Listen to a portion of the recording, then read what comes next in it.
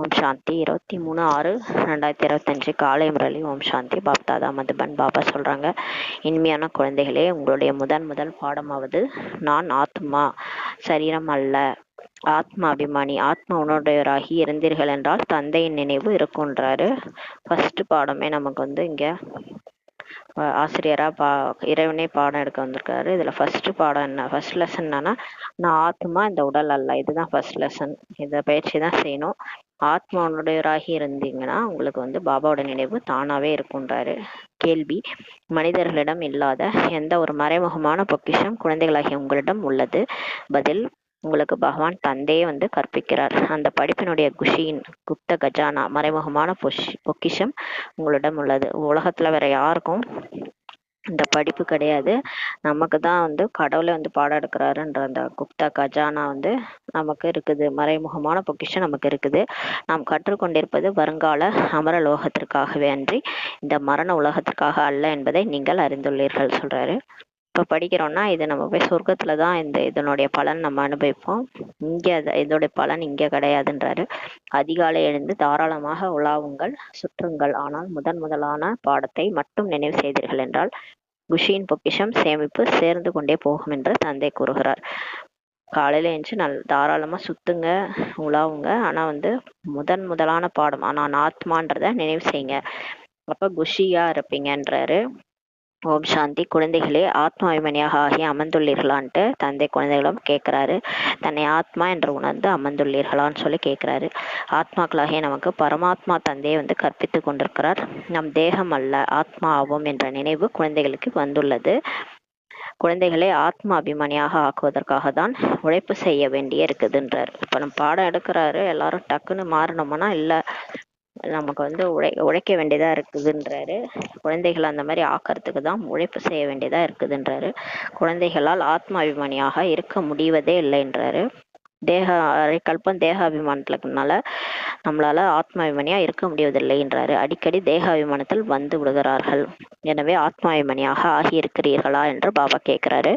ஆத்மாபிமானியாக இருந்தீர்கள் என்றால் தந்தையின் நினைவு கூட வரும்.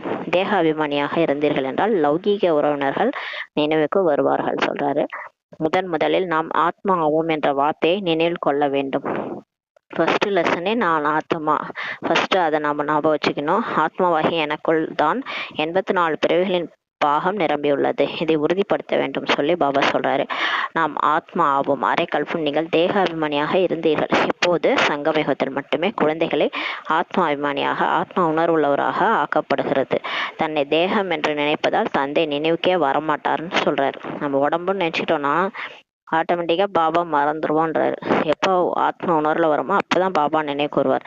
எனவே முதலில் ஆத்மாக்களாகிய நாம் எல்லையில்லாத தந்தையின் குழந்தைகள் ஆவோம் என்ற இந்த பாடத்தை பக்குவப்படுத்தி கொள்ளுங்கள் சொல்றாரு. தேகத்தின் தந்தையை நினைவு செய்ய ஒருபோதும் கற்பிக்கப்படுவது இல்லை. இப்போ உடம்போட அப்பா இருக்கிறாரு, அவரை இவர் தான் அவங்க அப்பா, இவர் தான் அவங்க அப்பான்ட்டு எங்கேயாவது சொல்லி நினைவு செய்யன்னு சொல்ல வேண்டிய அவசியமே இல்லை. பரலோக தந்தையாகிய என்னை நினைவு செய்யுங்கள் சொல்லி பாபா சொல்ல வேண்டியதா இருக்குது. ஆத்மா அபிமானி ஆகுங்கள் என்று இப்போது தந்தை சொல்றாரு. தேக அபிமானி ஆகும்போது தேகத்தின் சம்பந்தங்கள் நினைவுக்கு வரும். தன்னை ஆத்மா என்று உணர்ந்து தந்தையை நினைவு செய்யுங்கள். இதுதான் உழைப்பு, முயற்சி இதுதான் அப்படின்றாரு. இதை யார் புரிய வைத்துக் கொண்டிருக்கிறார்னா ஆத்மாக்களாகிய நமது தந்தை தான் சொல்லி கொடுத்துட்டு இருக்கிறாரு. இது வேற எந்த தேகதாரியும் சொல்லலை. இது எந்த ஒரு இங்கே சிஸ்டரோ பிரதரோ பிரம்மா பாபாவோ மம்மாவோ யாரும் இதை சொல்ல. இது யார் சொல்றதுன்னா இறைவனே நமக்கு சொல்லிட்டு இருக்கிறாரு. ஆத்மாக்களாகிய நமது தந்தை அவரை தான் பாபா வாருங்கள் இந்த துக்கத்திலிருந்து லிபரேட் செய்யுங்கள், விடுவீங்கள் என்று எல்லோரும் நினைவு செய்யறாங்க. அவரை தான் கூப்பிடுறாங்க. அப்ப இந்த ஏரோப்ளைன் கிராஷ்ல கூட கடைசியில எல்லாரும் யாரை கூப்பிடுறாங்க? கடவுளே வா, கடவுளே காப்பாத்துன்னு தான் கூப்பிடுறாங்க. மனுஷனையா கூப்பிடுறாங்க? மனுஷங்க அத்தனை பேர் இருந்தாலும் யாராலையும் காப்பாற்ற முடியல. கடைசி நேரத்துல துக்கத்துல இருந்து விடுவிக்க யாரை கூப்பிடுறோம், யாரை நினைவு செய்யறாங்கன்னா கடவுளை தான். இந்த கல்வியின் மூலம் நாம் வருங்காலத்தில் உயர்ந்த பதவி அடைகிறோம் என்பதை குழந்தைகள் அறிந்துள்ளார்கள். இப்போது நீங்கள் புருஷோத்தம சங்கமயுகத்தில் இருக்கிறீங்க. இந்த மரண உலகத்தில் இப்போது முற்றிலும் இருக்க வேண்டியதே இல்லை என்றாரு. இந்த நம்முடைய படிப்பு இருப்பதே வருங்கால 21 பிரிவுகளுக்காக இந்த படிப்புன்றாரு. நாம் சத்யுகம் அமரலோகத்திற்காக படித்து கொண்டிருக்கிறோம். அமர பாபா நமக்கு ஞானம் கூறி கொண்டிருக்கிறார். எனவே இங்கு அமரும் பொழுது முதலில் தன்னை ஆத்மா என்ற உணர்ந்து தந்தையின் நினைவு இருக்கணும். அப்போதுதான் விக்ரமங்கள் பாவங்கள் விநாசமாகும். பாவங்கள் நீங்கிவிடும் சொல்றாரு. நாம் இப்போது சங்கமேகத்துல இருக்கிறோம். பாபா நம்மை புருஷோத்தமராக ஆக்கி கொண்டிருக்கிறாருன்ட்டு ஞாபகம் இருக்கணும் நமக்கு. என்னை நினைவு செய்தீர்கள் என்றால் நீங்கள் புருஷோத்தமராக ஆகிவிடுவீர்கள் என்று பாபா வந்து சொல்றாரு. அவரை நினைச்சாலே போதும், நம்ம ஆத்மா உத்தமராயிடும்னு சொல்றாரு. நான் மனிதனை தேவதையாக ஆக்க வந்துள்ளேன். சத்தியுகத்தில் நீங்கள் தேவதையாக இருந்தீங்க, இப்போது எப்படி படியிறங்கி வந்துள்ளோம் என்பதை நீங்க அறிந்திருக்கிறீங்கன்றாரு. நமது ஆத்மாவில் 84 பிறகுகளின் பாகம் பொருந்திருக்கிறது. உலகத்தில் யாருமே அறியாமல் இருக்கிறாங்க. அந்த பக்தி மார்க்கமும் தனியானது, இந்த ஞான மார்க்கமும் தனியானதுன்னு சொல்லி பாபா சொல்றாரு. எந்த ஆத்மாக்களுக்கு தந்தை கற்பிக்கின்றாரோ அவர்களுக்கு தெரியும், வேற யாருக்குமே தெரியாதுன்றாரு. அது பக்தி வேற ஞானம் வேறன்றது பாபா யாருக்கு சொல்லி கொடுக்குறாரோ அவங்களுக்கு தான் தெரியும், வேற யாருக்கும் தெரியாதுன்றாரு. இது வருங்காலத்திற்கான மறைமுகமான கஜானா இதுன்னு சொல்றாரு. இப்ப நம்ம படிக்கிற படிப்பு வந்து வருங்காலத்திற்கான மறைமுகமான கஜானா ஆகும் சொல்றாரு. நீங்கள் படிப்பதே அமரலோகத்திற்காக தான், இந்த மரண உலகத்திற்காக அல்லன்னு சொல்லி பாபா சொல்றாரு. இப்போது தந்தை சொல்றாரு, அதிகாலையில இருந்து சுத்துங்க, உலாவுங்க. முதலான பாடமான இதை மட்டும் நினைவு செய்யுங்க. என்னன்னா, நான் ஆத்மா சரீரம் அல்ல அப்படின்றத நினைவு செய்யுங்க. நமது ஆன்மீக பாபா நமக்கு கற்பிக்கிறார். இந்த துக்கமான உலகம் இப்போது மாற போகுதுன்றாரு. சத்தியோகம் என்பது சுகத்தின் உலகம். புத்தியில் முழு ஞானமும் இப்ப இருக்குது. இது ஆன்மீக ஞானமாகும். தந்தை ஞான கடல், ஸ்பிரிச்சுவல் ஃபாதர், ஆன்மீக தந்தை ஆவார். அவர் தேகி ஆத்மாவின் தந்தை ஆவார்னு சொல்லி பாபா சொல்றாரு. மற்றவர்கள் எல்லோருமே தேகத்தினுடையதே உறவினர்கள் ஆவார்கள். இங்க இருக்கிறவங்க எல்லாருமே இந்த உடம்புக்கு சம்பந்தப்பட்டவங்க, உடம்பினுடைய உறவினர்கள். அவர் ஆத்மாவினுடைய தந்தை. இப்போது தேகத்தின் சம்பந்தத்தை விடுத்து ஒருவரிடம் நம்ம புத்தியை இணைக்க வேண்டும்ன்றாரு. என்னுடையரோ ஒருவரை தவிர வேறு யாருமே இல்லை என்று பாடமும் செய்யறாங்க. நாம் ஒரு தந்தை தான் நினைவு செய்கிறோம், தேகத்தை கூட நினைவு செய்வதே இல்லைன்னு சொல்லி பாபா சொல்றாரு. இந்த பழைய தேகத்தையோ விட வேண்டியே இருக்கிறது. இந்த சரீரத்தை எப்படி விட வேண்டும் என்ற இந்த ஞானம் உங்களுக்கு கிடைக்கிறதுன்றாரு. இப்ப இந்த பழைய உடலை வந்து நம்ம விடணும், இந்த சரீரத்தையோட எப்படி விடணும்ன்ற அந்த ஞானம் உங்களுக்கு இப்ப கிடைக்குதுன்றாரு. நினைவு செய்து சரீரத்தை விட்டு விட வேண்டும்ன்றாரு. இப்ப நம்ம பாபாவை நினைச்சு இந்த சரீரத்தை விட்டுடணும். எனவே தேக அபிமானி ஆகுங்கள் என்று பாபா சொல்றாரு. தங்களுக்குள் அரைத்து சிந்தனை செய்து கொண்டே இருக்க வேண்டும். தந்தை, விதை மற்றும் விருட்சத்தை நினைவு செய்யணுன்றாரு. அப்பாவை நினைக்கணும், அவர் தான் விதை மற்றும் விருட்சம் மரத்தையும் நினைவு செய்யணுன்றாரு. சாஸ்திரங்களில் இந்த கல்ப விருட்சத்தின் உதாரணம் கூட இருக்குதுன்னு சொல்லி பாபா சொல்றாரு. சாஸ்திரத்துல இந்த கல்ப விருட்சத்தினை பத்தி எக்ஸாம்பிள் கூட இருக்குன்றாரு. நமக்கு ஞான கடலான தந்தை வந்து கற்பிக்கிறார் என்பதையும் குழந்தைகள் அறிந்துள்ளார்கள். எந்த ஒரு மனிதனும் நமக்கு படிப்பிப்பதில்லை, இதை உறுதிப்படுத்தி கொண்டு விட வேண்டும் சொல்றாரு. ஃபர்ஸ்ட் இங்க நமக்கு பாடம் சொல்லி கொடுக்குறது கடவுள்ன்றத உறுதிப்படுத்தி கொள்ள வேண்டும். படிக்க வேண்டி இருக்குது அல்லவா. சத்தியுகத்தில் கூட தேகதாரிகள் தான் கற்பிக்கிறாங்க. அங்க கூட லட்சுமி நாராயணன் ராஜ்யத்துல கூட தேகதாரிகள் தான் சொல்லி கொடுப்பாங்க. இவர் தேகதாரியே அல்ல. இவர் சொல்றாரு, நான் பழைய தேகத்தின் ஆதாரம் எடுத்து உங்களுக்கு கற்பிக்கிறேன்னு சொல்லி பாபா சொல்றாரு. இந்த சிவபாபா தேகதாரி அல்ல. அவர் சொல்றாரு, நான் இந்த உடம்புல பிரம்மா பாபா உடம்புல பழைய தேகத்தின் ஆதாரம் எடுத்து உங்களுக்கு கற்பிக்கிறேன்றார். கல்பமாக நான் உங்களுக்கு இது போல கற்பிக்கிறேன்னு சொல்லி சிவபாபா தான் சொல்றாரு. பிறகு கல்பத்திற்கு பின்னரும் இது போல நான் கற்பிப்பேன்னு சொல்றாரு. இப்போது என்னை நினைவு செய்யுங்கள், அப்போது உங்களது விகர்மங்கள் விநாசமாகும். நான் தான் பதித பாவனன் ஆவேன்னு சொல்லி பாபா சொல்றாரு. என்னை தான் சர்வ சக்திவான் என்று கூட சொல்றாங்க. ஆனால் மாயை கூட குறைந்ததல்ல, அதுவும் சக்திவான் ஆகும் சொல்றாரு. எங்கிருந்து வீழ்த்தி உள்ளது, நம்மள பாருங்க, அந்த மாயா எங்கிருந்து வீழ்த்தியுள்ளதுன்றது இப்போது நினைவிற்கு வருகிறது அல்லவா. 84 சக்கரத்தினுடையதும் மகிமை உள்ளது. இது மனிதர்களுடைய விஷயம்தான் ஆகும். நிறைய பேர் மிருகங்களுக்கு என்ன ஆகும்ன்ட்டு கேக்குறாங்க. இப்போ உலகம் அழிஞ்சா மிருகம்லாம் என்ன ஆகும், அது எப்படி மாறும்னு கேக்குறாங்க. அட, இங்க மிருகங்களின் விஷயம்லாம் இல்லைன்றாரு. நம்ம மாறினாலே போதும், மிருகங்களும் மாறிடும். தந்தை கூட குழந்தைகளிடம்தான் பேசுறாரு. வெளியில் இருப்பவர்களோ தந்தையை அறியாமலே இருக்கிறாங்க. எனவே அவர்கள் என்ன பேசுவாங்க. ஒரு சிலர் நாங்கள் பாபாவை சந்திக்க விரும்புகிறோம் என்பார்கள். இப்போது அவர்களுக்கு ஒன்றுமே தெரியாதுன்னு சொல்லி பாபா சொல்றாரு. தப்பும் தவறுமான கேள்விகள்லாம் கேட்பாங்க. புதுசா வரவங்க ஏதாவது தப்பும் தவறுமா கேள்விக்க கேட்பாங்க. 7 நாட்கள் பாடமுறை பயின்ற பிறகு கூட இவர் நமது எல்லையில்லாத தந்தை ஆவார் என்பதை கூட முழுமையாக யாருமே புரிஞ்சுக்கிறது இல்லை, புதுசா வர்றவங்கன்னு சொல்றாரு. யார் பழைய பக்தர்களோ, யார் முழுமையாக பக்தி செய்துள்ளார்களோ அவர்களது புத்தியிலோ ஞானத்தின் அனைத்து விஷயங்களும் பதிஞ்சிருதுன்னு சொல்றாரு. யார் பழைய ரொம்ப பக்தி செஞ்சிருப்பாங்களோ, முழுமையா பக்தி பண்ணியிருக்காங்களோ அவங்களுக்கு தான் இந்த ஞானத்தினுடைய விஷயங்கள் புத்தியில முழுசா பதியுன்றாரு. பக்தி குறைவாக செய்திருந்தால் புத்தியில் கூட குறைவாக தான் பதியுன்றாரு. நீங்கள் எல்லோரையும் விட அதிகமாக பழைய பக்தர்கள் சொல்லி நம்மள சொல்றாரு. பிகேஸ் சொல்றாரு, பகவான் பக்தியின் பலனை அளிக்க தான் வராரு என்று பாடவும் படுகிறது. ஆனால் இது யாருக்காவது தெரியுமா என்ன? ஞான மார்க்கம் மற்றும் பக்தி மார்க்கம் முற்றிலுமே தனியானதாகும் சொல்றாரு. முழு உலகம் பக்தி மார்க்கத்துல உள்ளது. இப்ப கோடியில் ஒருவர் தான் இதை இந்த ஞானத்தை கற்கிறார். விளக்க உரையோ மிகவும் இனிமையானதுன்னு சொல்றாரு. 84 பிறவிகளின் சக்கரத்தை கூட மனிதர்கள் தான் அறிந்து கொள்வார்கள் அல்லவா? இதற்கு முன்பு நீங்கள் எதுவுமே தெரிஞ்சுக்காம இருந்தீங்க. சிவனை கூட அறியாம தான் இருந்தீங்க. சிவனுடைய கோயில்கள் எவ்வளவு ஏராளமாக இருக்குதுன்றாரு. சிவனுக்கு கூட பூஜை செய்யறாங்க, ஜலம் தெளிக்கிறாங்க, சிவாய நமகன்ட்டு சொல்றாங்க. ஏன் பூஜை செய்யறாங்க எதுவுமே தெரியாது. லட்சுமி நாராயணுக்கு ஏன் பூஜை செய்கிறார்கள், அவர்கள் எங்கு சென்றார்கள் என்று எதுவுமே தெரியாது. அவங்க லட்சுமி நாராயணுக்கு கோயிலில் போய் பூஜை செய்கிறாங்க, ஆனால் எதுக்காக செய்கிறாங்க, அவங்க இப்போ எங்கே போனாங்க எதுவுமே தெரியாதுன்றாரு. பாரதவாசிகள் தான் தங்களது பூஜிக்கத்தக்கவர்களை முற்றிலும் அறியாமல் இருக்கிறாங்கன்றாரு. இப்போ மற்ற தர்மத்தினர்லாம் கிறிஸ்துவனா அவரை போயிட்டு சர்ச்சில் வழிபடுறாங்க. அவங்களாம் யாருன்னு தெரிஞ்சுட்டு வழிபடுறாங்க. நம்ம தான் கோயிலில் போய் ஒரு சாமி கும்பிட்றோம், அந்த சாமி யாருன்னே தெரியாமல் கும்பிட்டுட்டு இருக்கிறோன்றாரு. கிறிஸ்து குறிப்பிட்ட இந்த நூற்றாண்டில் வந்து ஸ்தாபனை செய்தார் என்பதை கிறிஸ்துவர்கள் அறிந்துள்ளார்கள். சிவபாபாவை யாருமே அறியாமல் இருக்கிறாங்கன்றார். சிவபாபா யாரு, எப்ப வந்தாரு, அவர் என்ன செஞ்சாரு, அவர் எந்த தர்மத்தை ஸ்தாபனை பண்ணாரு எதுவுமே யாருக்கும் தெரியாது.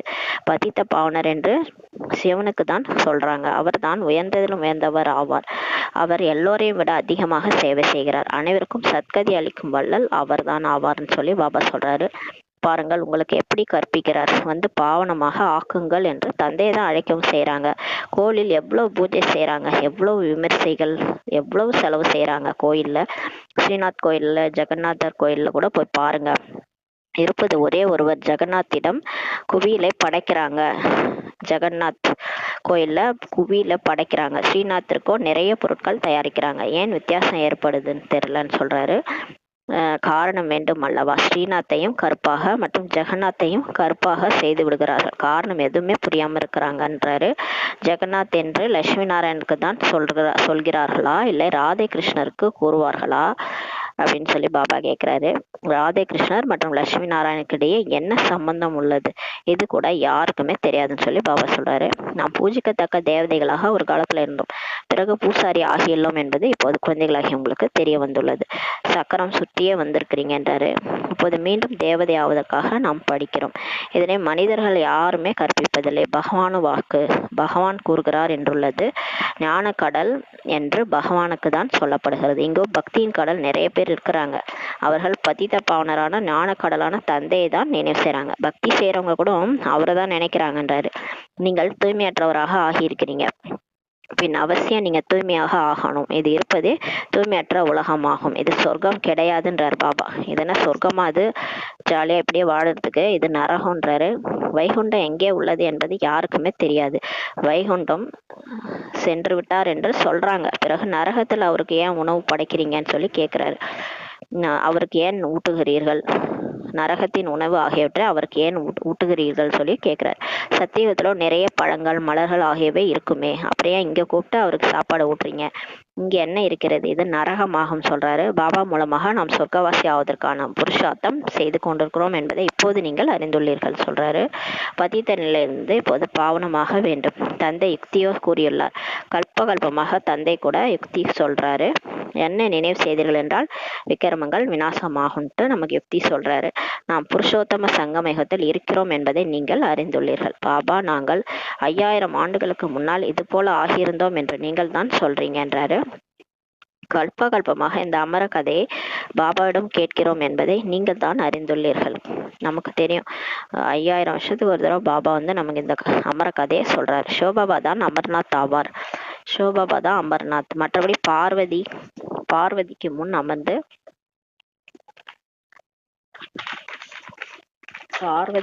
அமர்ந்து கதை கூறினார் என்பது அல்லன்றாரு. அது பக்தி ஆகும். பக்தியில தான் அந்த மாதிரி சொல்லியிருக்காங்க. ஞானம் பக்தியை நீங்கள் இப்போது புரிந்துள்ளீர்கள். பிராமணர்களின் பகல் மற்றும் பின் பிராமணர்களின் இரவு. ஞானம்ன்றது பிராமணர்களின் பகல், பக்தின்றது பிராமணர்களின் இரவு. நீங்கள் பிராமணர்கள் ஆவீர்கள் அல்லவா? இதனை தந்தை வந்து புரிய வைக்கிறார். ஆதி தேவன் கூட பிராமணராக தான் இருந்தார்.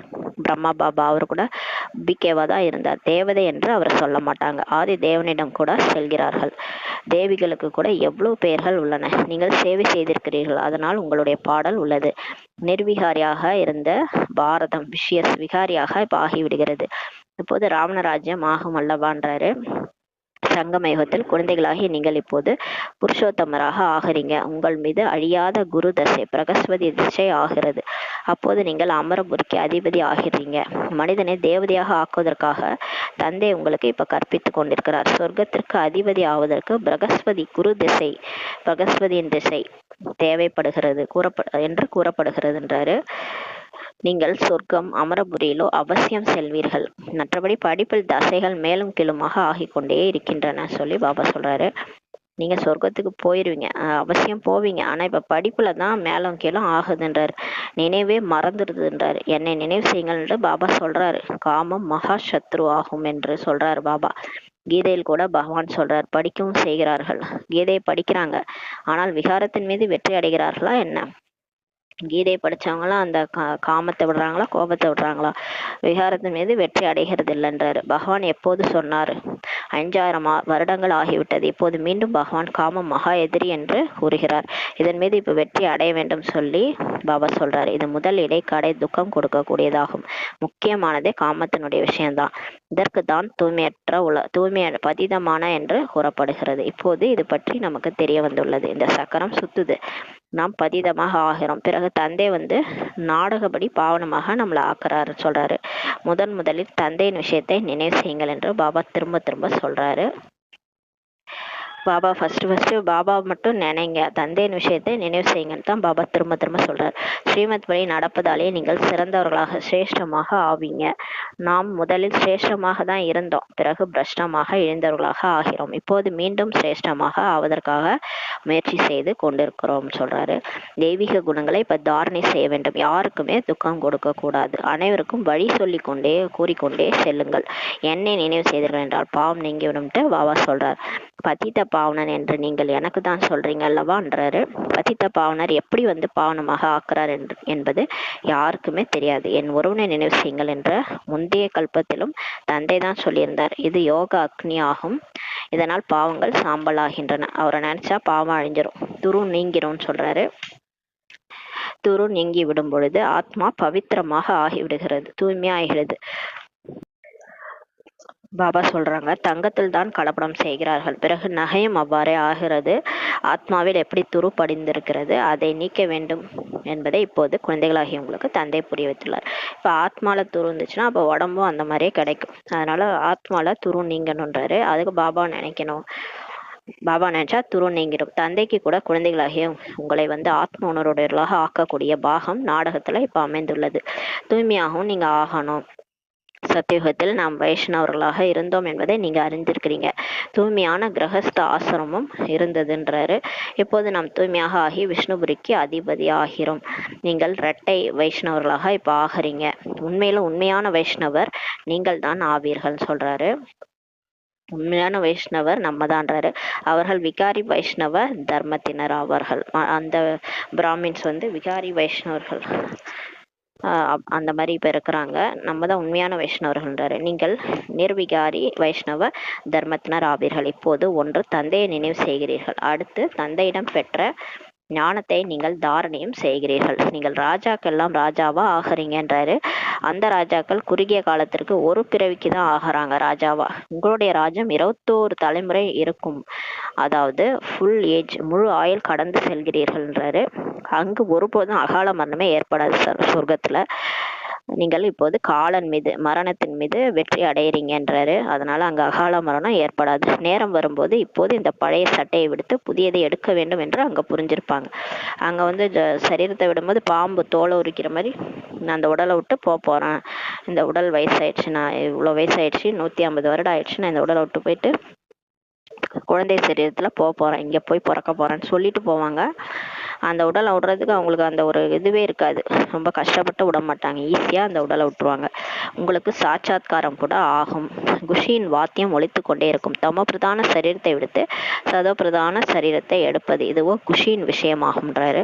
அங்கு சராசரி 150 வருடங்களின் ஆயுள் கூட இருக்கும். இங்கு அகால மரணம் ஆகி கொண்டே இருக்கிறதுன்றாரு. ஏனென்றால் சிற்றின்பங்களை அனுபவிப்பவர்களாக போகியாக இருக்கிறாங்க.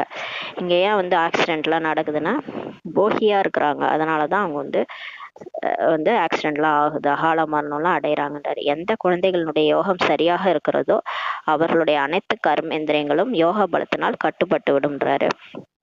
எந்த பிகேஸ் கரெக்டா பாபாவை ஆத்மான்னு புரிஞ்சு பரமாத்மாவை நினைவு செய்யறாங்களோ, சரியா அவங்களோட யோகம் இருக்குதோ அவங்களுடைய கர்மேந்திரியங்கள் குளிர்ச்சியா இருக்கும். யோக பலத்தினால அவங்க கர்மேந்திரியங்கள் கட்டுப்பட்டுரும். அவங்க கண்ணு என்ன கண்ணு அவங்க சொல்ற பேச்சு கேட்கும், காது அவங்க சொல்ற பேச்சு கேட்கும், வாய் அவங்க சொல்ற பேச்சு கேட்கும், கை காது காலு மனசு புத்தி எல்லாம் ஆத்மாவினுடைய கண்ட்ரோல்ல வந்துடும். யார் சரியா யோக பவர்ல இருக்கிறாங்களோ அவங்க கண்ட்ரோல்ல இருப்பாங்க.